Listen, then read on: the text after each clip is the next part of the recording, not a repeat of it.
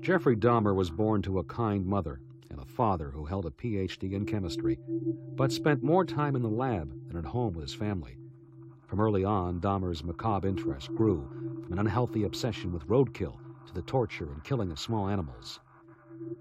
Neighbors spoke of coming across frogs and cats nailed to the trees behind the Dahmer residence. As an adult, Dahmer was quiet and polite, working in a Milwaukee chocolate factory.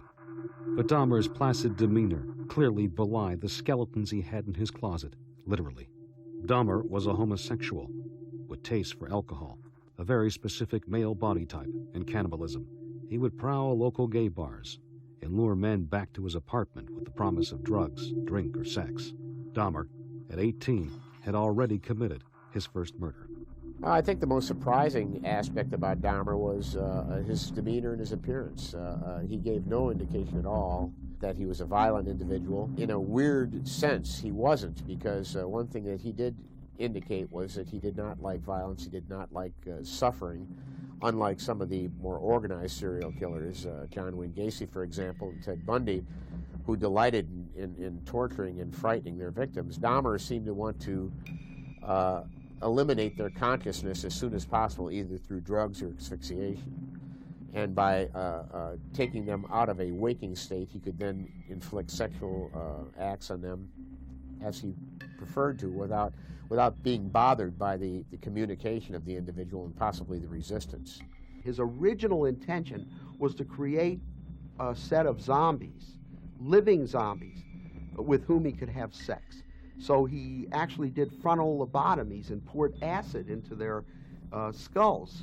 When every single one of his victims died, he went to his backup plan and started to strangle victims under sedation.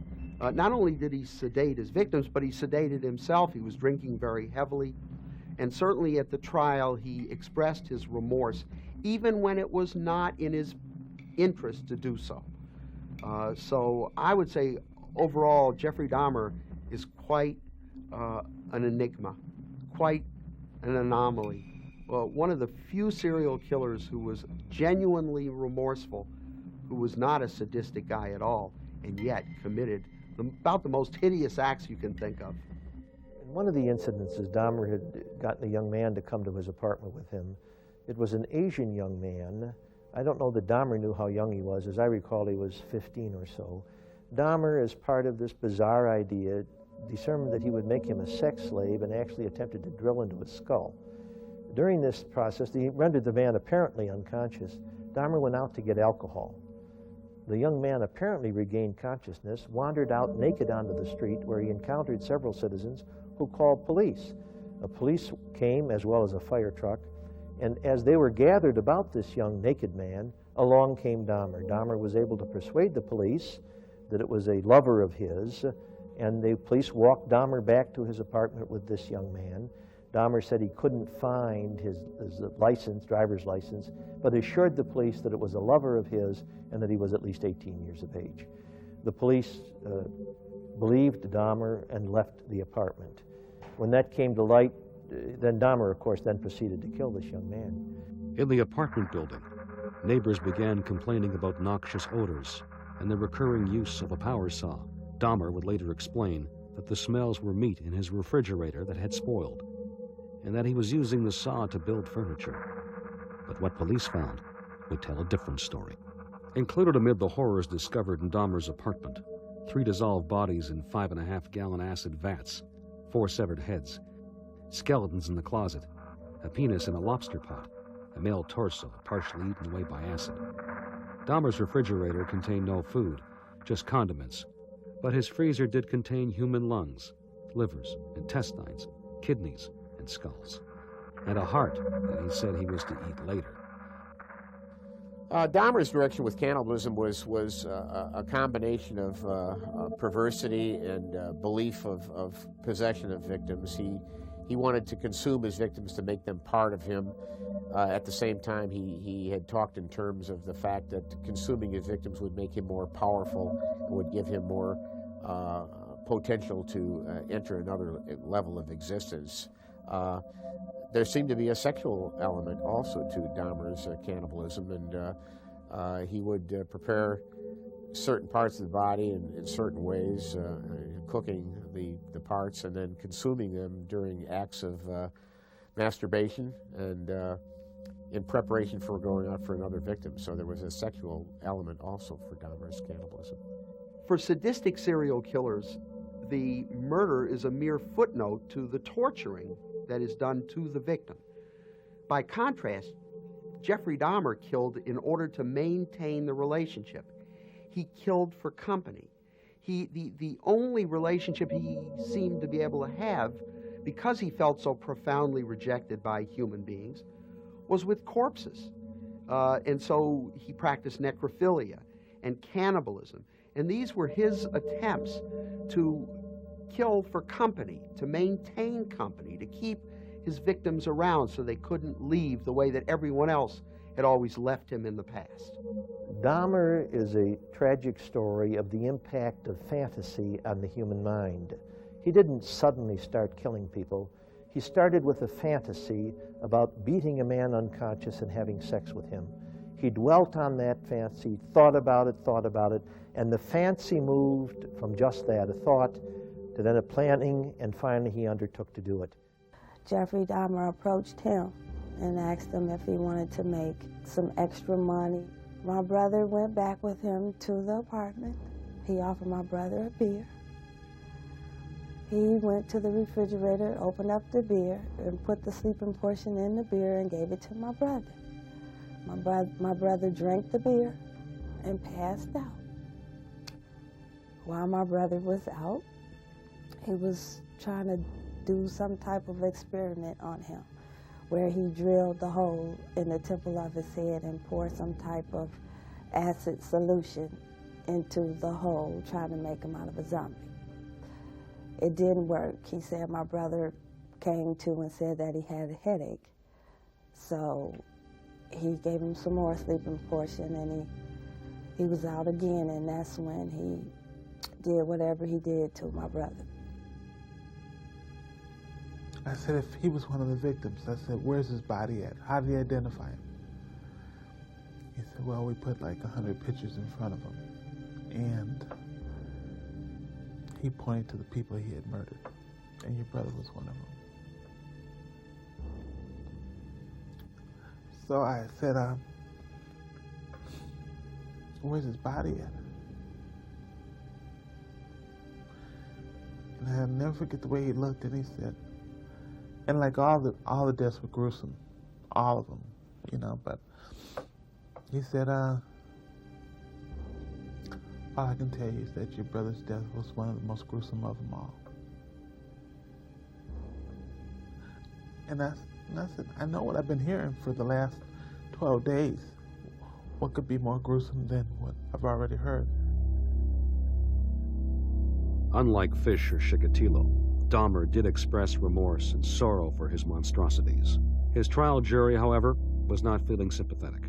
Dismissing his attorney's plea for insanity, the jury convicted Dahmer of 17 murders. He was sentenced to over 900 years in prison.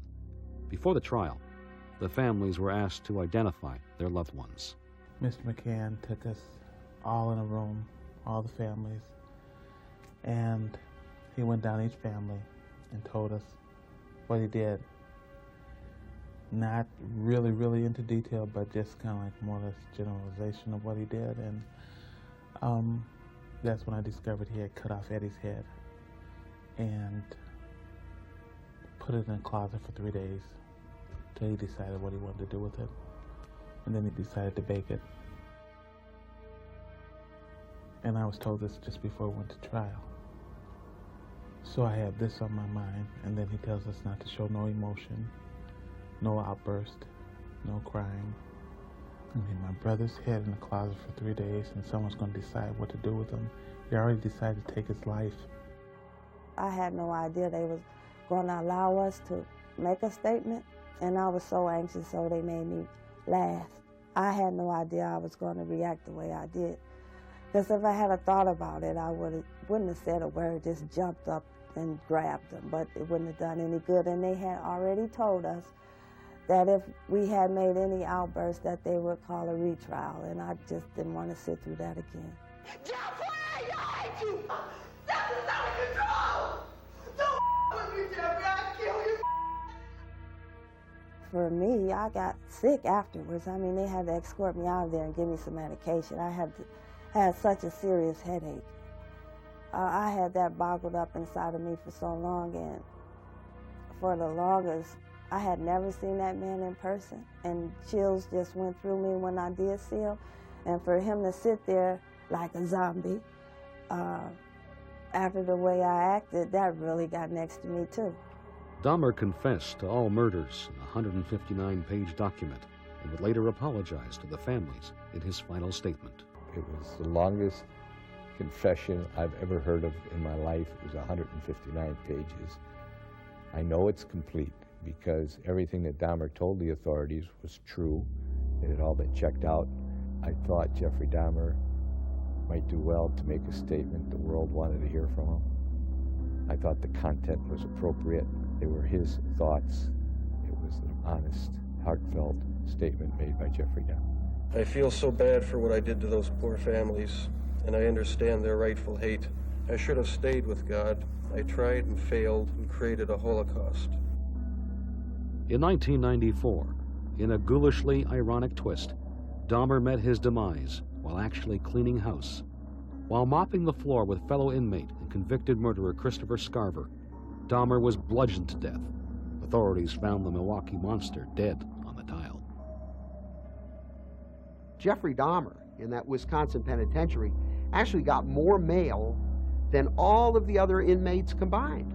And, you know, there are a lot of inmates who would like to say something to the public. They want some sympathy. They feel, for example, that they're innocent and they're looking for some kind of assistance or advice. Well, they can't get it when they've got the celebrity of the year among them. So there's a lot of hatred in prisons that's directed against people like Jeffrey Dahmer, who get so much publicity and become big shot celebrities. Following Dahmer's death, his mother requested that his brain be preserved in formaldehyde for the purposes of future study, but Dahmer's father wanted to honor his son's wish to be cremated. A court battle ensued, with the judge eventually ruling in favor of Mr. Dahmer. If I had access to Jeff Dahmer when he was, say, a pre-adolescent, and observed some of the things that he was doing, the taking of roadkill from the side of the road, taking it to his garage, dismantling dead animals, taking their bones, cleaning their bones up with acid, and his infatuation with dead animals. I mean, I definitely would have had a clue that there was something really amiss here, and of course you could have carried that on to other elements of his life that would indicate that he was on a track, a road map that would take him to violent offenses later on in life. The only mystery would be what Dahmer was like the 5 minutes before he started his killings. I fully think that if he had a video camera on him, you would have seen somebody acting much like the fellow did in Silence of the Lambs, where he started making noises and acting out of body and jumping around as if he was a banshee. I think that Dahmer got into that mode. Dahmer never reported it out. Dahmer never made a statement to help him in his insanity plea. Dahmer never lied about hearing voices or having hallucinations. He was as honest a client as I've ever represented as far as telling you about the crime he committed. But Dahmer was never able to tell me how he was just 5 or 10 minutes before the killings took place. I think he was psychotic. And the last fella that was with Dahmer, who got away from him, who was the one that contacted the police, shared with me that concept that when he was with Dahmer, right when he thought he was going to be hurt and harmed, Dahmer started making noises and acting very, very strange. So I think the mystery is, how was he? We'll never know. Dahmer never told us. We never saw any of the witnesses. There's no recordings of any kind of it. So that's the only mystery. Other than that, there is no mystery. Some of the acts that are done, the acts entailing cannibalism, the acts entailing vampirism, those entailing necrophilia, and mutilation of bodies, things of that nature on a compulsive basis, sometimes it just appears to me that there's got to be another element that science has not readily recognize, and that's the concept of evil. Some of these behavior patterns come straight from hell. It's quite normal to have aggressive thoughts that you don't translate into aggressive, nasty, dangerous, murderous behavior.